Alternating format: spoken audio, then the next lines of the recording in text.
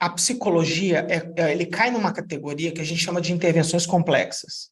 É claro que um atendimento de um psicólogo é uma intervenção complexa, assim como a cirurgia é.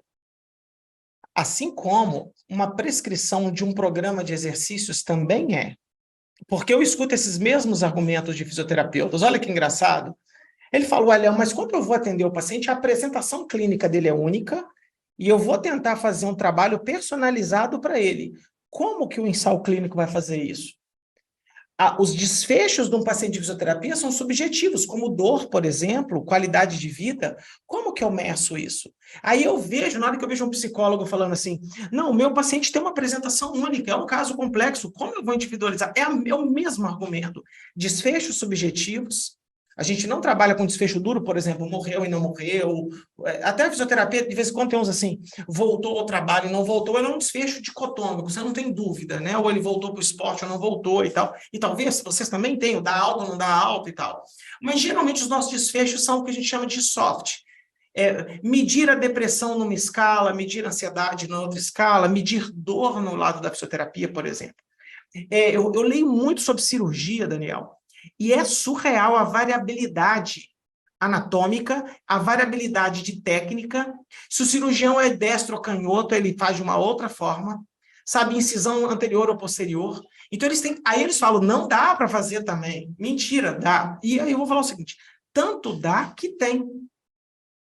Não é que não dá, existe, e vários ensaios clínicos em psicologia maravilhosos.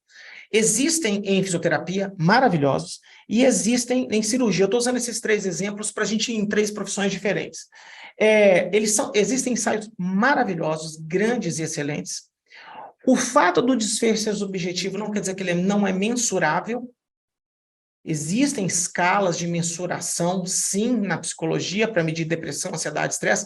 Eu trabalho com dor crônica, a gente usa um instrumento que chama DAS-21, DAS-21, que é Depression, Anxiety and Stress Scale, que é uma escala de saúde mental, super validada.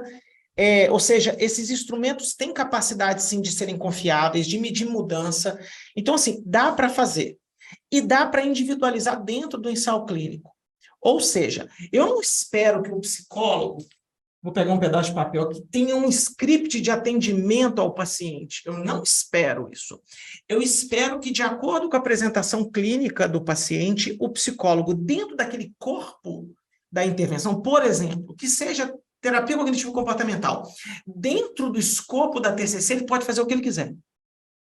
Ele pode usar as vertentes, os subgrupos e tal. Se ele é psicanalista, dentro do mundo da psicanálise, ele pode fazer o que ele quiser. É a mesma coisa, por exemplo, no Pilates. Eu vou dar um exemplo agora da fisioterapia, que é um clássico. O Pilates trabalha muito com controle motor, com respiração. Não é possível que um fisioterapeuta vá atender uma bailarina da mesma forma que ele atende um idoso sedentário. A amplitude de movimento da bailarina já é normal, ela sabe respirar, ela tem controle. O idoso não. Então, o idoso, você vai sair lá de baixo. Você vai ensinar o básico e vai subindo. A bailarina, você já sai avançado e progride. Isso chama ensaio controlado aleatorizado pragmático. Pragmático por quê? Porque ele replica a vida da clínica normal. Então, assim, dá. Para não esquecer que você está falando de cegamento. Não precisa ser triplo cego para ser maravilhoso. Não precisa. Então, também já vi ensaios clínicos de psicologia que não são cegos, mas, por exemplo, a avaliação do desfecho clínico foi feita por um avaliador cego. Quem mede o desfecho não é o cara que atendeu. Mas aí tem um pesquisador que bota o cara no quartinho lá e fala, Daniel, você não precisa falar nada com o seu psicólogo. Eu preciso saber como é que você está. E eu meço o DAS 21 lá no cara na hora. Então você já começa a tirar um pouco do viés. Tem o viés do terapeuta não estar cego, do próprio paciente não estar cego? Tem. Então, mas isso, numa escala de 0 a 10 de viés, você ainda teria um ensaio clínico nota 8. Você só não conseguiria fazer 2 fontes de chegamento. Cara, a maioria dos medicamentos também não são triplo cegos.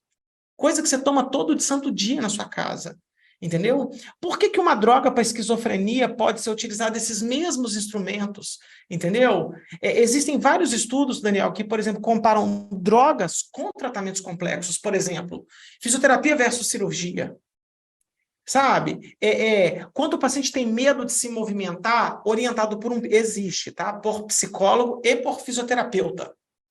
Então, o fisioterapeuta usa mais uma terapia de exposição gradativa que veio da psicologia, exposição gradativa, em termos de fato, mandar o cara fazer um movimento que ele tem medo. Tem paciente que tem pânico de se mover. E tem o psicólogo de consultório, que ele não vai fazer a mesma coisa. Qual que é a diferença entre os dois? Então, assim, na verdade, isso são coisas que são ditas na universidade ou em algum lugar, o cara fala, faz sentido. Mas se ele ouvir 3 minutos que a gente está falando, ele fala assim, cara, é verdade. Tá? E o último argumento que eu vou repetir para fechar é que tem o estudo. Então, tem em fisioterapia, tem em terapia ocupacional, tem em psicologia e em várias áreas da medicina. A medicina não se resume só a remédio, eu insisto nisso. Então, tem vários tratamentos médicos que não são medicamento. Claro que ensaio clínico e medicamento é moleza de fazer, molezinha.